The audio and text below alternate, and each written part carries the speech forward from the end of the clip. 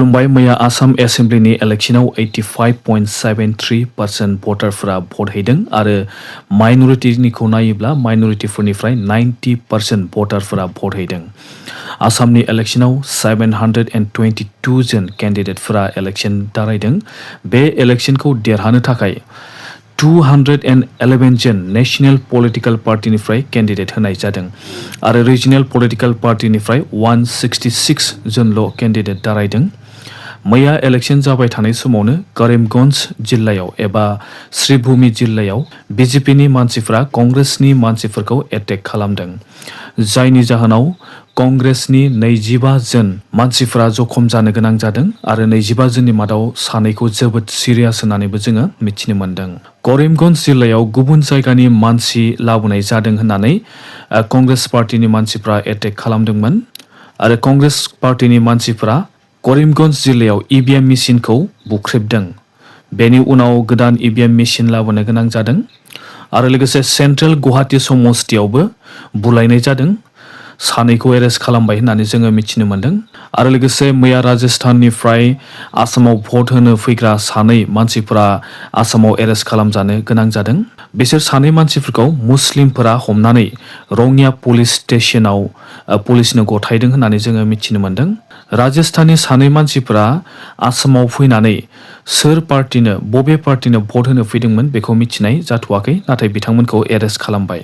मैया बिटिसिनि चिफ हाग्रामा महिलारी बिथाङा बुंदोंदि बिटिसिआव बिपिएफ पार्टी आरो बिजेपि पार्टिनो गोबाङानो भट होदों आरो लोगोसे हाग्रामा बिथाङा बुंदोंदि बिटिसि ओनसोलाव हाग्रामा महिलारी बिथांमोना 15टा समस्तियाव 15टाखौनो देरहानो हागोन होननानैबो हाग्रामा महिलारी बिथाङा बुंदों आरो लोगोसे सरकारा NDA-आनो जागोन होननानैबो बिथाङा बुंदों आरो आसामनि चिफ मिनिस्टारा डक्टर हिमन्त बिश्व शर्मा बिथाङानो जागोन होननानै मैया हाग्रामा महिलारी बिथाङा बुंदों आरो लोगोसे तामुलपुर समस्तियाव सानै UPPL पार्टिनि मानसिफोरखौ गलि गावनानै एटेक खालामनाय जादोंमोन। बेखौ लानानै हाग्रामा महिलारी बिथाङा दुखु फोरमायदों आरो लोगोसे बिथाङा बुंदोंदि बेनि सायाव इनभेस्टिगेशन खालामनो थाखाय आसामनि chief minister doctor Himanta Biswa Sharma बिथांनो फोरमायगोन होननानै हाग्रामा महिलारी बिथाङा बुंदों आरो दायनिगिरिफोरखौ साजा मोननो नांगौ होननानैबो हाग्रामा महिलारी बिथाङा बुंदों।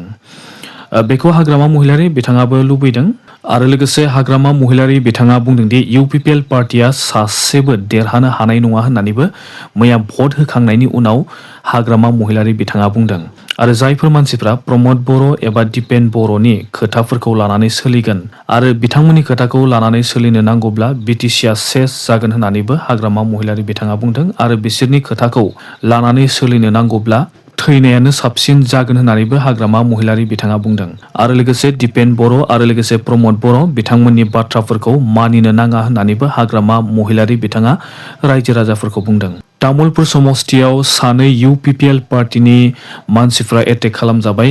बिथांमोनखौ बिश्वजित दैमारी आरो लोगोसे MCLA बिजितगोरा नार्जारी बिथांमोननि थोननायावनो बेबायदि जाथाया जादों होननानै गोबां मानसिफोरा बुंदों आरो बिथांमोननि सायाव इनभेस्टिगेशन खालामनाय जागोन ना जाया बेखौ जों उनावसो मिथिनो मोनसिगोन आरो लोगोसे सानै बर' सुबुंफोरा एटेक खालामजाबाय, बिथांमोना न्याय मोनगोन ना मोना बेखौ जोङो उनावसो मिथिनो मोनसिगोन आरो हाग्रामा महिलारी बिथांनि सरकारा न्याय होनो हागोन ना हाया बेखौ जोङो उनावसो नुनो मोनसिगोन।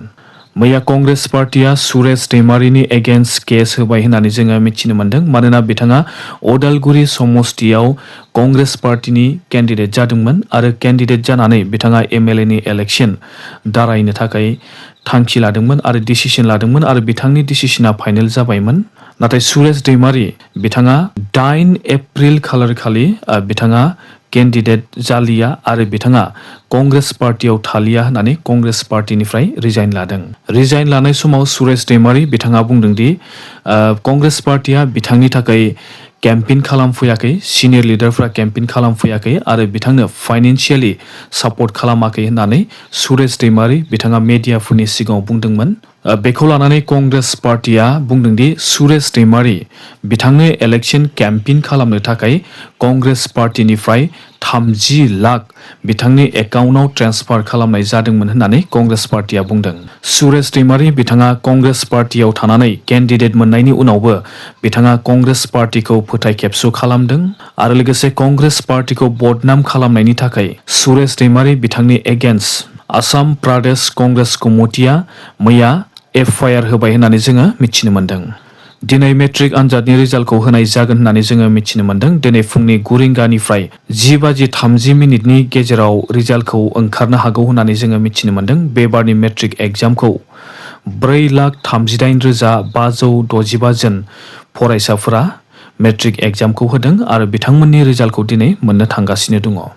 स' नोंथांमोना भिडिअखौ मोजां मोनबायब्ला मोनसे लाइक खालामदो, शेयार खालाम आरो लोगोसे चेनेलाव गोदानबा चेनेलखौ साबस्क्राइब खालामनानै लानो दाबाव। दासिमनि रादाबा एसेनोसै। Thank you.